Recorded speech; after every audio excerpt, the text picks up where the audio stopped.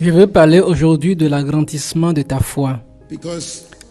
Parce que nous devons apprendre à s'attendre à l'inattendu. La foi signifie la croyance. En d'autres termes, le diable s'en prend à vous avec des tests, des épreuves pour attaquer votre croyance. Il devient le test pour savoir si tu crois ce que tu dis depuis le début. Et il te frappe habituellement si fort que tu doutes. Cela pendant 1 minute, et puis tu dis comme Pierre, je ne veux vraiment pas te suivre. Je connais Jésus et nous avons découvert que tu as les plus belles paroles de la vie. Le défi dans la vie est pour notre foi.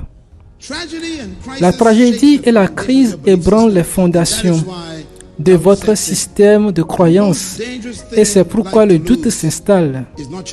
La chose la plus dangereuse dans la vie, ce n'est pas perdre votre argent, ni les amis, ni ta maison, ni ta voiture. La chose la plus dangereuse à perdre dans la vie est votre foi. Donc la plus grande menace pour ta foi, c'est une tragédie inexpliquée. C'est quand tu ne peux pas expliquer ce que c'est. Ça arrive si tu dois encore y croire.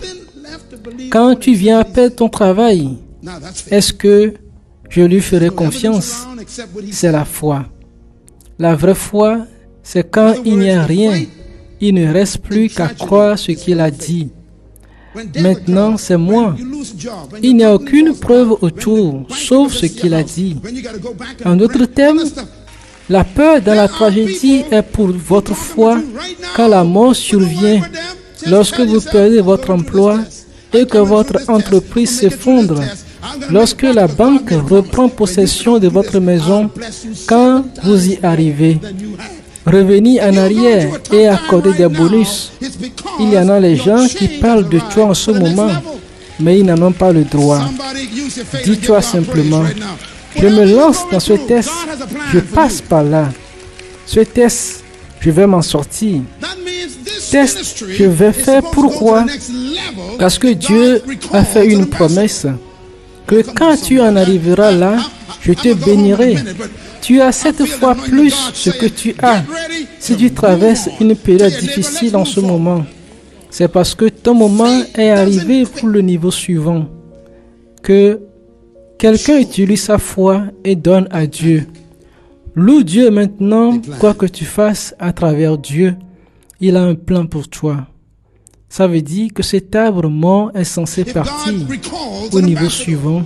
Si Dieu appelle un ambassadeur, oh allez, je vais rentrer à la maison dans 1 minute, mais je sens que rien de ce que Dieu dit, prépare-toi à passer à autre chose. Dis à ton voisin, allons-y, allons-y en avant.